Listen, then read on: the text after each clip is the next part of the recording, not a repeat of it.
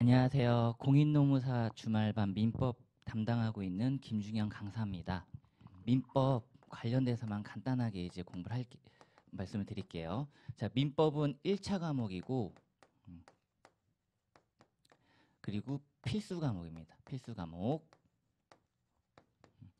근데 지금 이제 내년 1차 시험이 좀 앞당겨졌고요. 그리고 2차 시험 기간이 좀 길어졌는데, 분명히 이거를 더 많이 하실 가능성이 높아요.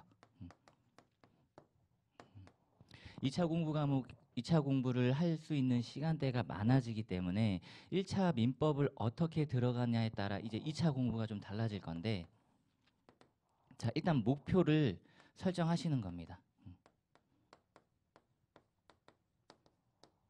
자, 목표 점수는 우리는 70점이에요. 우리는 아니라고 저는 70점입니다. 주말반 강의를 하면서 목표 점수를 70점으로 확실하게 맞출 거고, 그리고 우리에겐 가이드라인이 정해져 있죠. 가이드라인이.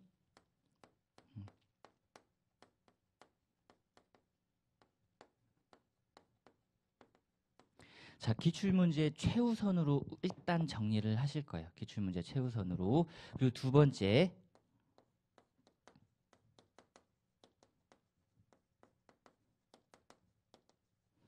이제 민법의 그리고 기본 법리들을 공부하실 겁니다. 자, 민법의 기본 법리를 공부하는 이유는요. 얘를 가지고 2차에 어떻게든 조금 써 먹으려고 그래요. 2차에. 자, 민법의 특별 사법이면서 공법인 게 있죠. 이게 바로 노동법이에요. 분명히 노동법 공부를 하시다가 민법과 관련된 내용들이 나올 겁니다. 그럴 때 민법에서 공부해놓었던 걸 확인을 하셔가지고 활용하셔야 돼요. 특별사법이면서 공법인 거. 그리고 특별공법인데 얘는 절차도 가지고 있는 법률이 있어요. 절차와 관련된 법률도 같이 공부하고 있는데 이 친구가 바로 행정법입니다. 그래서 지금 특별 공법 라인에 행정법을 끼고요. 이제 절차법에 뭐를 붙이냐면 소송과 관련된 법이라고 해서 쟁송법 공부를 하세요. 그래서 분쟁할 때, 다툴 때의 쟁이고요. 소송 들어갈 때의 송자죠. 이 쟁송법 공부를 하는데 민법이 베이스가 됩니다. 민법이 베이스가 돼요. 그럼 이 노동법과 관련된 분쟁도 행정소송이고 민법과 관련된 분쟁도 행정소송이에요. 근데 공인노무사분들은 기본 베이스를 여기로 시작할 거죠.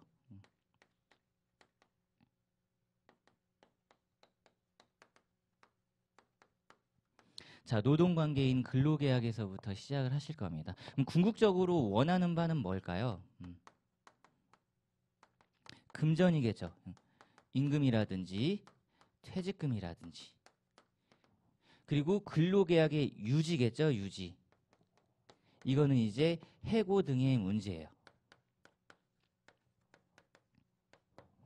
자, 그러면 지금 공인노무사분들이 준비하는 근로계약과 관련해서 분쟁이 두 개가 나올 수 있다는 거예요. 일단 근로계약이 유지되고 있음을 전제로 임금과 퇴직금, 그리고 근로계약이 종료 위기에 처해 있다. 나는 유지하고 싶다. 해고 등의 문제. 이걸 가지고 분쟁이 터졌을 때 들어가는 소송이 행정쟁송인 겁니다. 행정쟁송. 자, 근데 이쪽은 다행히도 여기로 보내요.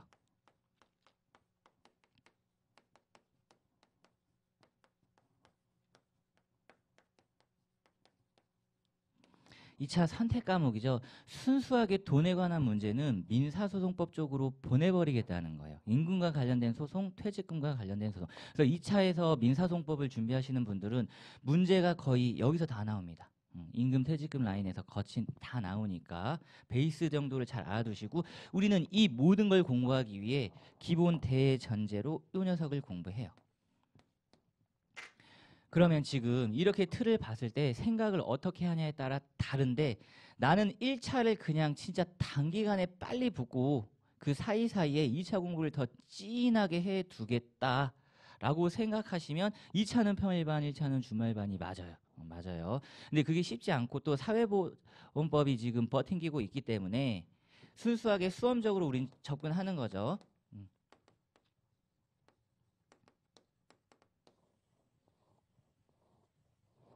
수험적으로 접근했을 때는 일단 기출문제를 달달달 보시는 거예요.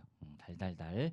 법리들이야 2차 하면서 필요한 것들만 챙겨가시고 일단 1차만을 합격하고 싶다. 그냥 기출문제를 그대로 우리는 정리를 해가지고 실제 시험에 나왔을 때 똑같이 OX를 가르는 겁니다. 가르는 거. 자, 근데 문제가 하나 이제 조금 생기죠. 공인노무사의 지금 위상이 높아지면서 1차를 비중을 좀 나누고 있어요. 자, 우리는 조문이라고 하죠. 조문. 성문법이라고 합니다. 그러니까 조문이 일단 가장 중요하겠죠. 평소에 조문 보는 연습 많이 하시고요. 2차 공부하실 땐 당연히 하실 거고. 그리고 이걸 일단 우리 교수님이라고 할까요? 교수님들 입장에서는 조문을 해석하고 싶겠죠. 이게 견해 내지는 학설이라고 해요. 특히 노동법이라든지 행정쟁송법을 하시면서 학설이라는 표현을 되게 많이 들으실 거고, 자, 근데 이건 일단 둘째 치고 우리가 공부해야 되는 건 이것도 응당 맞는데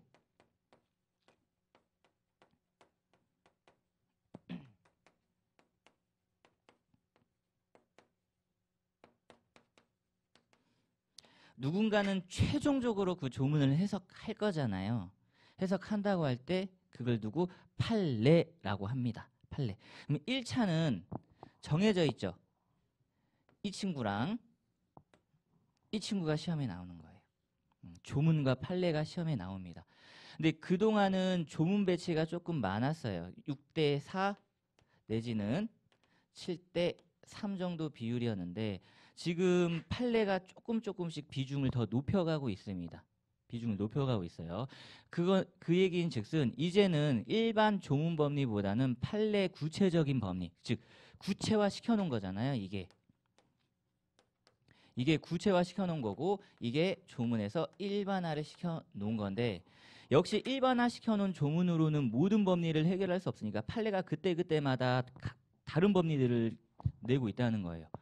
이런 것들을 좀 더 많이 공부를 하면서 실제 나갔을 때 판례를 대입해가지고 니들이 스스로 사안을 풀어봐라 라는 게 조금 요즘은 민법의 태도인 겁니다. 태도. 그래서 공부 포인트를 맞출 때요. 노동법 같은 경우는 응당 조문 일단 더 중요하고 판례는 2차 하실 때 하실 거고 민법을 하실 때는 일단 기출문제를 최종적으로 내지는 최우선으로 공부를 하시면서 관련된 조문 그리고 그 조문의 해석론 판례 이렇게 투 트랙으로 공부를 해 두실 거예요. 단 필요한 것들이 있죠. 개념의라고 하는 거예요. 이 제도가 가지고 있는 개념의 그리고 왜 입법자들이 이러한 개념들을 만들었을까? 취지라고 하죠. 입법 의도라고 합니다. 입법 의도. 그래서 민법을 저랑 공부하실 때는 이 네 가지 위주로 공부를 하실 거예요. 개념의 하나, 그다음에 왜 그 제도를 만들었는지 취지, 그리고 그 취지가 어떻게 구현되는지 조문, 그리고 이 조문과 관련된 내용들이 어떻게 실상생활에서 문제화 되는지 판례 이렇게 네 가지 위주로 공부를 진행하게 될 겁니다. 진행하게 될 거고 다른 과목들이랑 상호 교환을 잘 맞추셔야 되니까 계획을 지금부터 차근차근 잘 세워두세요. 1차랑 2차를 비중을 어디에 둘 건지가 가장 우선시 돼야 되고 하루 공부량은 어느 정도 설정해야 되는지 중요하니까 그렇게 계획을 잘 세우시길 바라면서 저는 간단하게 여기서 마칠게요.